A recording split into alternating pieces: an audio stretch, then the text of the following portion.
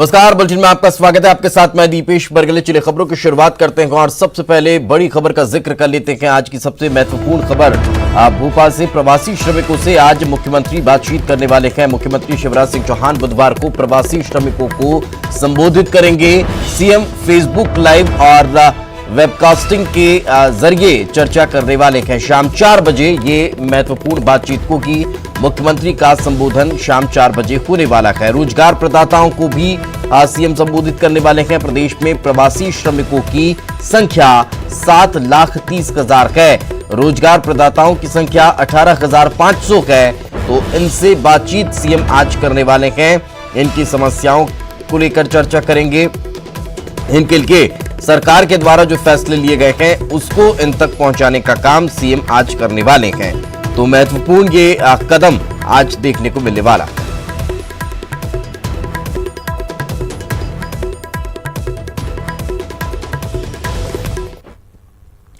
आगे बढ़ते हैं, अगली खबर भी भोपाल से की। कांग्रेस का आज प्रदर्शन देखने को मिलने वाला है। पेट्रोल डीजल की बढ़ती कीमतों के विरोध में रोशनपुरा चौराहे पर कांग्रेसी विरोध प्रदर्शन करने वाले हैं। राज्यसभा सांसद दिग्विजय सिंह भी इसमें शामिल होंगे। रोशनपुरा से सीएम शिवराज के निवास तक पैदल मार्च निकाला जाएगा। सीएम को मूल्य वृद्धि वापस लेने का ज्ञापन भी इस विरोध के दौरान सौंपा जाएगा। तो आज एक बड़े आंदोलन की शक्ल ये प्रदर्शन लेने जा रहा है। लगातार पेट्रोल डीजल की बढ़ती कीमतों को लेकर कांग्रेस मुखर है। एक के बाद एक वीडियो मैसेजेस के जरिए कांग्रेस बढ़ी हुई मूल्य वृद्धि को वापस लेने की मांग कर रही है। टैक्स में कटौती करने की मांग कर रही है। तो तमाम तरह की बातों के साथ आज विरोध प्रदर्शन देखने को मिलने वाला है। पेट्रोल डीजल की बढ़ती कीमतों के विरोध में भोपाल में कांग्रेसी नेता रोशनपुरा चौराहे पर एकत्रित होंगे और विरोध दर्ज कराएंगे।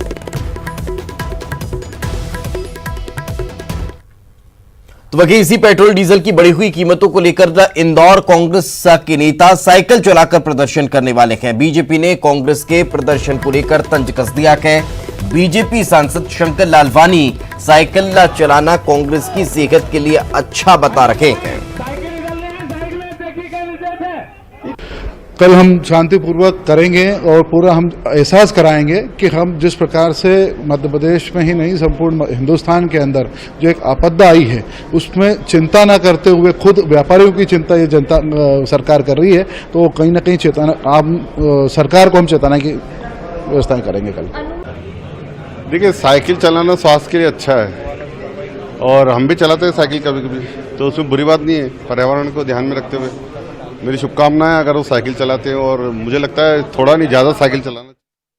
तो तेल के बढ़ते दामों पर कांग्रेस आज प्रदर्शन कर रही है। आपको बता दें भोपाल में, इंदौर में और पूरे प्रदेश में जिला स्तर पर यह प्रदर्शन देखने को मिलने वाला है। सबसे दिलचस्प इंदौर और भोपाल की तस्वीर रहने वाली है जहां ये प्रदर्शन देखने को मिलेगा। आपको बता दें काफी आक्रामक कांग्रेस इस प्रदर्शन के दौरान नजर आने वाली है और प्रदर्शन के जरिए पेट्रोल डीजल की बढ़ी हुई कीमतों को वापस लेने की मांग आज की जाएगी। तो और ज्यादा जानकारी के साथ हमारे सहयोगी विकास इंदौर से जुड़ चुके हैं और अनुराग हमारे साथ भोपाल से मौजूद है। दोनों से बातचीत करते हैं किस तरह से तैयारियां हैं।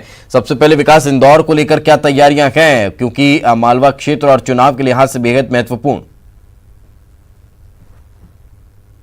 दीपेश, इसी को लेके कहीं ना कहीं कांग्रेस ने एक मुद्दा इसको बनाने का प्रयास किया था। उसकी शुरुआत ही थी। हालांकि लगातार डीजल पेट्रोल की जो मूल्य वृद्धि है उसका मुद्दा बनाते हुए आज एक बड़ा विरोध प्रदर्शन करने के लिहाज से एक साइकिल रैली निकालने का आयोजन किया गया था, लेकिन जिला प्रशासन ने उस पर नाराजगी जाहिर करते हुए महज 10 कार्यकर्ताओं को और नेता जो है उसमें शामिल होंगे, शिरकत करेंगे, उन्हीं को अनुमति दी है, जो मधु मिलन से 10 बजे निकलकर रीगल होते हुए संभागायुक्त कार्यालय पहुंचेंगे और वहां संभाग आयुक्त को ज्ञापन देंगे।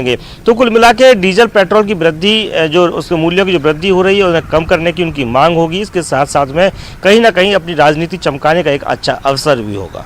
जी बिल्कुल, चलिए साथ में रखें। अब अनुराग हमारे साथ जुड़े हुए हैं। अनुराग, भोपाल में किस तरह से आज प्रदर्शन देखने को मिलने वाला, क्या क्या तैयारियां हैं कांग्रेस की?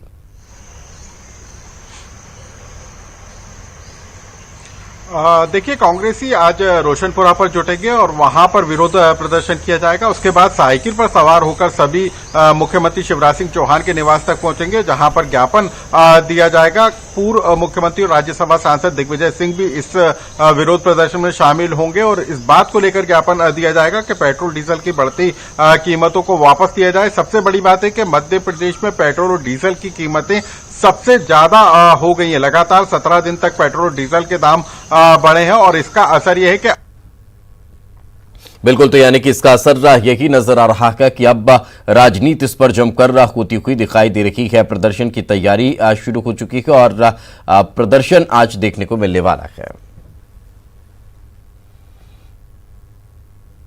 आगे बढ़ते हैं, अगली खबर का जिक्र करते हैं। खबर भोपाल से, शादी समारोह के लिए नया आदेश जारी कर दिया गया है। शादी समारोह में अब 40 लोग शामिल हो सकते हैं। पहले 20 लोगों की अनुमति थी, कलेक्टर ने अब इसको लेकर आदेश जारी कर दिया है। मैरिज गार्डन पार्क खोलने की अनुमति भी मिल गई है। नियमों का पालन करना अनिवार्य होगा। तो भोपाल से ये बड़ी खबर हम आपको बता देते हैं। मैरिज गार्डन और पार्क खोलने को लेकर अनुमति दे दी गई है। नियमों का पालन करने के साथ साथ अब जो शादी समारोह में शामिल होने वालों की संख्या है उसमें भी इजाफा कर दिया गया है। पहले 20 थे, अब 40 लोग शादी में शामिल हो सकते हैं।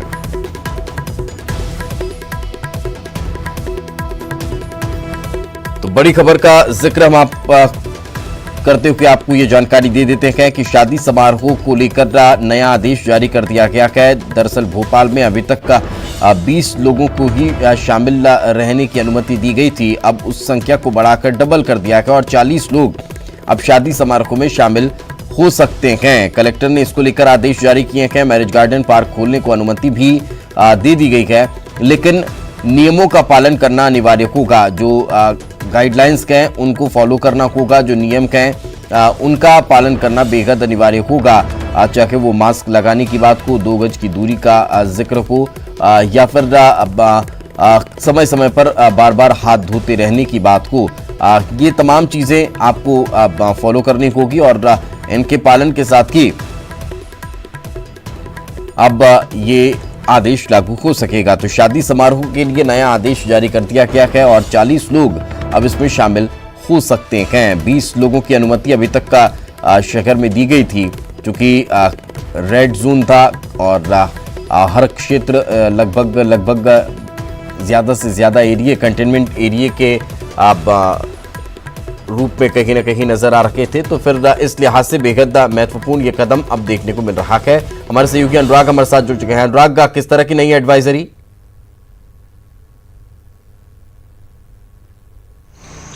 देखिए, भोपाल कलेक्टर ने नए दिशा निर्देश जारी किए हैं और इसके तहत न सिर्फ आर्थिक गतिविधियों को बढ़ाए जाने की अनुमति होगी, यानी कि शनिवार और रविवार के दिन भी निर्माण कार्य हो सकेंगे, कारखाने खुल सकेंगे, लेकिन उससे बड़ी बात शादियों को लेकर भी कलेक्टर ने विशेष अनुमतियां जारी की हैं। यानी कि अब शादी समारोह के लिए किसी भी तरह की अनुमति कलेक्टर से नहीं लेना होगी, इसके लिए खुद आयोजन करने होंगे। इसके अलावा 20 से ज्यादा लोगों की परमिशन भी अब जारी हो गई, यानी कि 40 लोग तक शादी विवाह समारोह में शामिल हो सकते हैं। इसके अलावा अभी तक मैरिज गार्डन और जो होटल थे उस पर भी कई तरह की बंदिशें थी, उनको भी हटा लिया गया है। यानी कि अब मैरिज गार्डन भी खोल सकेंगे, वहां पर शादी समारोह हो सकेंगे, लेकिन जो कोरोना प्रोटोकॉल को लेकर जो गाइडलाइन है उसका पालन लोगों को जरूर करना होगा। इसको लेकर जिला कलेक्टर ने दिशा निर्देश जारी किए। तो कहीं ना कहीं पालन करना अनिवार्य होगा। जो गाइडलाइंस है उनका अब पालन अनिवार्य होगा।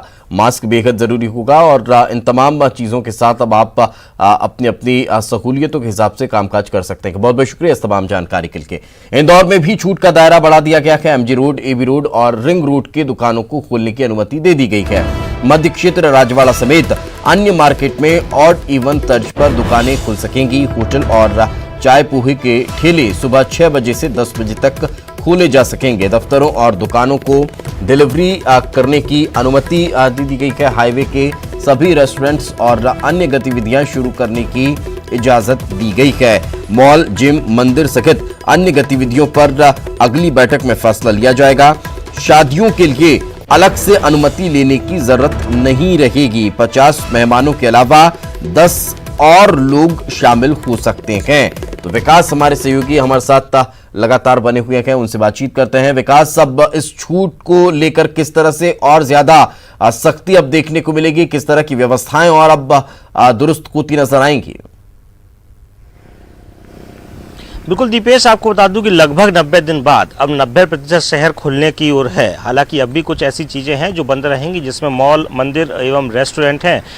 शहर के मध्य क्षेत्र की बात की जाए तो उसमें ऐसी जो तमाम रेस्टोरेंट्स थे वो जो रेस्टोरेंट है वो उन्हें फिलहाल बहुत ज़्यादा खुलने की अनुमति नहीं है, लेकिन सुबह 6 से 10 के बीच में चाय, पोहा, नाश्ता जो दुकानें हैं उन्हें खोल दिया जाएगा। हालाँकि जिस प्रकार से इंदौर की बात की जाए तो इंदौर में कि जो शहरवासी हैं, रहवासी हैं, वो खाने पीने के बेहद शौकीन माने जाते हैं। तो पिछले 90 दिनों से कहीं ना कहीं उन्हें बिना चाय, पोहे और नाश्ते के सर्वाइव करना पड़ रहा था। हालांकि कुछ चीज़ें ऐसी हैं जो घर में उपलब्ध आसानी से हो जाती थी, लेकिन इनके बीच कहीं ना कहीं इंदौर की मानव की पहचान सी धूमिल होती नजर आ रही थी। वो तो आज से पोहे की शुरुआत आसानी से हो सकेगी। पोहे की जो दुकानें हैं ना, चाहे वो कचौरी समोसे की दुकान है, वो सब 6 से 10 के बीच में खुल सकती हैं। लेकिन इसके साथ में नगर निगम ने आज से एक नया अभियान भी शुरू किया है, जिसके माध्यम से स्पॉट फाइन की जो अब तक कार्रवाई की जाती थी वो नहीं की जाएगी। यदि कोई इस तरह के प्रोटोकॉल फॉलो नहीं कर रहा है, चाहे वो सोशल डिस्टेंसिंग का हो या मास्क का हो, तो उन सभी लोगों को 1 सप्ताह तक नगर निगम के कर्मचारियों के माध्यम से समझाइश दी जाएगी। तो कुल मिला के अब सख्ती के साथ साथ में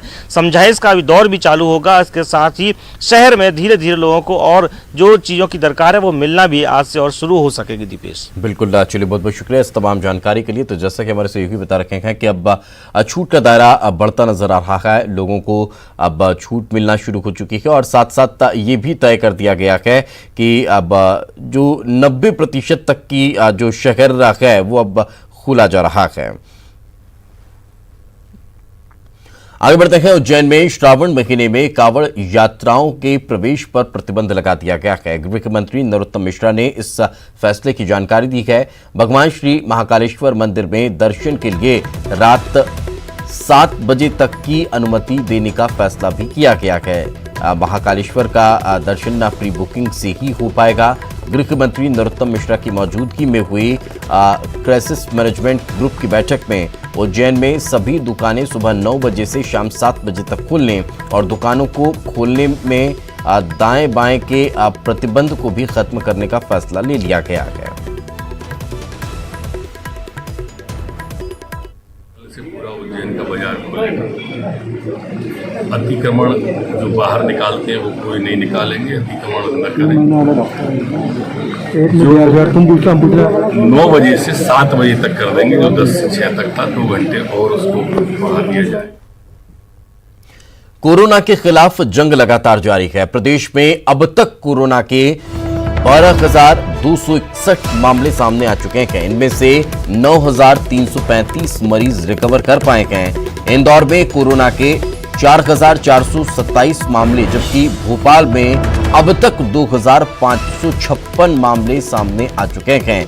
प्रदेश में कोरोना की ग्रोथ रेट देश में 1.43% है, जो देश में सबसे कम है। तो मध्य प्रदेश में हालांकि जो कोरोना के मरीजों की संख्या है वो थोड़ा आराम से बढ़ रही है, यह कहा जा सकता है। ये थोड़ी राहत भरी खबर है।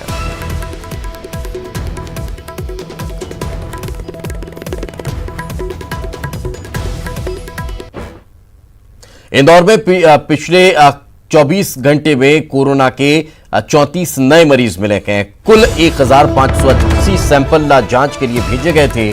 अब तक कोरोना मरीजों की संख्या 4,461 है। कोरोना के कुल 964 एक्टिव केस हैं। 3,290 मरीज अब तक स्वस्थ होकर डिस्चार्ज हो चुके हैं, अपने घर जा चुके हैं। तो इंदौर में अभी लगातार कोरोना के मामले सामने आ रहे हैं, लेकिन जैसे जैसे जांच का दायरा बढ़ा, अब एक्टिव मरीजों की संख्या में कमी भी आने लगी है।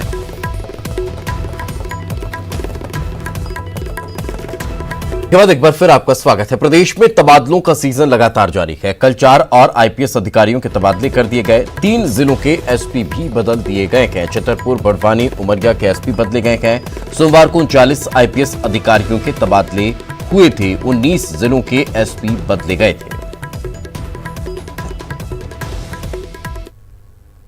शिवपुरी में आग का तांडव देखने को मिला है। ट्रक और मेटाडोर में आग लग गई। पुलिस चौकी के पीछे ये दोनों वाहन खड़े हुए थे। लाखों का माल जलकर राख हो गया है। करेरा थाना इलाके का ये मामला बताया जा रहा है। अचानक का आग लगना बताया गया है। फिलहाल आग लगने के कारणों का खुलासा नहीं हो पाया। तो बड़ी खबर इस वक्त हम आपको बता रहे हैं। अचानक का ये आग लगी है। शिवपुरी से ये बड़ी खबर निकलकर सामने आ रही है, जहां पर ट्रक और मेटाडोर दोनों वाहन में आग लग गई। पुलिस चौकी के पीछे ये दोनों वाहन खड़े हुए थे। अब आग लगी या किन्हीं शरारती तत्वों के द्वारा लगाई गई, ये अभी स्पष्ट नहीं हो पा रहा है। आग लगने के कारणों के बारे में कोई खुलासा भी नहीं हुआ है, लेकिन पुलिस पूरे मामले की जांच पड़ताल की बात कर रही है। करेरा थाना इलाके का ये पूरा मामला है, जहां पर आग लगने की वजह से लाखों का माल जलकर राख हो गया। शिवपुरी से ये खबर इस वक्त हम आपको बता रहे हैं, जहां पर आग का तांडव देखने को मिला है। ये तस्वीरें आप देख सकते हैं, देर रात की तस्वीरें, जब आग लगने के बाद धुएं का गुबार और आग की लपटें साफ तौर पर दिखाई दे रही थी।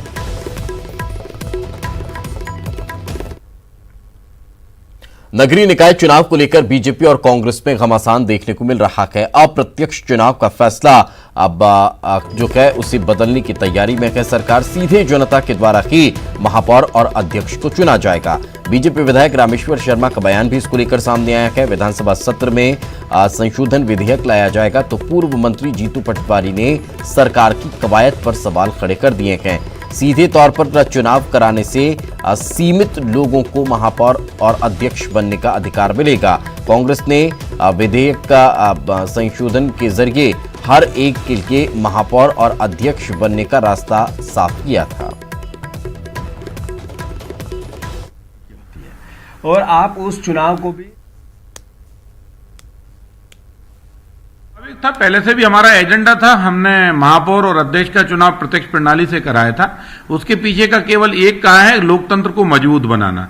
महापौर जब वार्ड के अलावा जब पूरे क्षेत्र से चुना जाएगा तो उसकी समग्र सोच रहेगी से और पूरे क्षेत्र के प्रति वो एक समान रवैया रखेगा और डेवलपमेंट उस दिशा में लेके जाएगा।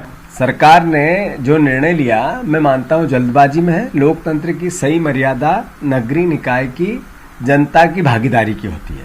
और आप उस चुनाव को भी संसदीय और राज्य चुनाव जैसे कराएंगे तो मैं नहीं मानता हूं कि छोटे वर्करों को उस तरीके से उसमें मूवमेंट मिल सकता है। महापौर कौन बनता है? जो विधायक लेवल का व्यक्ति हो। महापौर किसको बनना चाहिए? जो पार्षद में से चुन के आए, सरपंच में से, पंच में से सरपंच चुन के आए, जिला पंचायत जनपद पंचायत सदस्य में से अध्यक्ष चुना जाए। तो उस तरह की प्रोसेस होनी चाहिए। तो उसके विपरीत ऊपर से बड़ा नेता ही ये बनेगा, छोटे कार्यकर्ताओं को जगह नहीं मिलती है। उपचुनाव से पहले शिवराज सरकार ने बड़ा दांव चला है। संबल योजना में 2 और योजना शामिल की जाएंगी। गरीब परिवार के होनहार बच्चों के लिए ये योजना रखने वाली है। खिलाड़ी प्रोत्साहन और सुपर 5000 ये योजना होगी। 10वीं और 12वीं के मेरिट में आने वाले बच्चों को राशि मिलेगी। 5000 टॉपर बच्चों को 25,000 की राशि देने की योजना पर काम किया जा रहा है। तो आपको बता दें कि संबल योजना को और मजबूत करने की तैयारी सरकार कर रही है। इसमें 2 और योजनाओं को ऐड किया जा रहा है, जोड़ा जा रहा है, जिसमें गरीब परिवार के होनहार बच्चों को इस योजना का लाभ मिलेगा। उन्हें छात्रवृत्ति दी जाएगी और खिलाड़ी प्रोत्साहन के साथ साथ सुपर 5000 भी इसमें शामिल किया जा रहा है। यानी 10वीं 12वीं के मेरिट में आने वाले बच्चों को राशि देने का काम सरकार करेगी। 5000 टॉपर बच्चों को 25,000 की राशि दी जाएगी।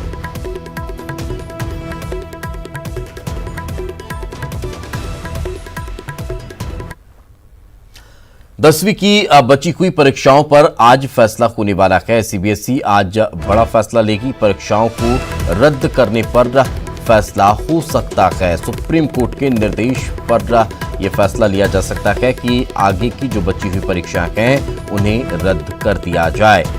ये बड़ी खबर इस वक्त निकलकर सामने आ रही है। सुप्रीम कोर्ट के निर्देशों पर यह फैसला लिया जा सकता है। आज 12वीं की जो बची हुई परीक्षा हैं उनको लेकर बड़ा फैसला होने जा रहा है। जो बची हुई परीक्षा हैं, 12वीं की जो विद्यार्थी अभी भी अपने पेपर होने का इंतजार कर रहे हैं, उनके लिए आज बड़ा दिन है और सीबीएसई आज इसको लेकर बड़ा फैसला करने वाली है। बड़ा फैसला इस लिहाज से बेहद महत्वपूर्ण माना जा रहा है कि अब इन्हें परीक्षा देनी है या फिर इनके पेपर नहीं होंगे, या आज स्पष्ट हो पाएगा।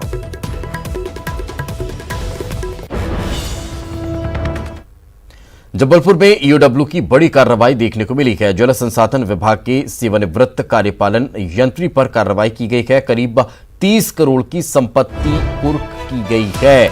अब बैंक लॉकर से सोने की सिल्लियां निकली हैं। कार्यपालन यंत्री कुदू प्रसाद तिवारी की संपत्ति को कुर्क किया गया है। सतना और जबलपुर की संपत्ति बैंक लॉकर और खाते सील कर दिए गए हैं। सतना स्थित शिवम पेट्रोल पंप भी सील किया गया है। न्यायालय से सारी संपत्ति अटैच कर दी गई है। तो ये बड़ी खबर निकलकर सामने आ रही है। आपको बता दें, लगातार शिकायत मिल रही थी, जिसके बाद ये कार्रवाई देखने को मिली है।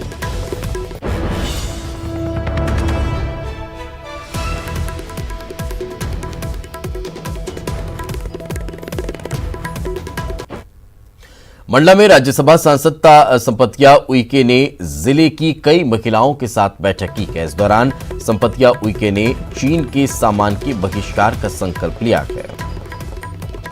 चीनी सामान के बहिष्कार का अब संकल्प दिलाने की ये बातें हैं वो निकलकर सामने आ रही है। तस्वीर जो आप देख पा रहे हैं, ये मंडला में राज्यसभा सांसद संपतिया उइके हैं, जो महिलाओं के साथ बैठक करने के बाद शपथ लेती नजर आई। हम लोगों ने चीन से बहुत सारी वस्तुओं खरीदते थे, चाहे टीवी हो, हर चीज हो, कंप्यूटर हो, सारी चीजें हम लोग चाइना से ही लेते थे।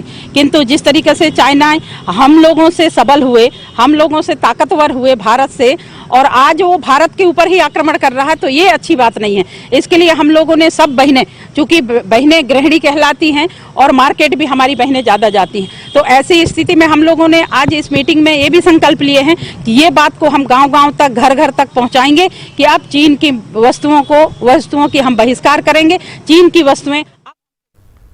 पेट्रोल और डीजल की कीमतें फिर बढ़ी हैं। लगातार 18वें दिन डीजल के दामों में वृद्धि हुई है। डीजल 46 पैसे प्रति लीटर महंगा हुआ है और डीजल प्रति लीटर 79 रुपये 33 पैसे प्रति लीटर बिक रहा है। पेट्रोल के दामों में आज वृद्धि नहीं हुई है। मध्य प्रदेश में पेट्रोल और डीजल सबसे महंगा है। डीजल के दाम बढ़ने पर ट्रांसपोर्ट पर भी इसका असर होगा। एक और खबर ग्वालियर से, राजभवन से लौटे 2 जवान संक्रमित निकले हैं। सीएफ जवान संक्रमित पाए गए हैं। कोरोना पॉजिटिव इनकी रिपोर्ट आई है। 21 जून को भोपाल से ग्वालियर ये लौटे थे। दोनों जवानों का इलाज जारी है। दोनों जवानों ने राजभवन में ड्यूटी की थी। और इसी के साथ इस बुलेटिन में फिलहाल इतना ही। खबरें लगातार जारी हैं।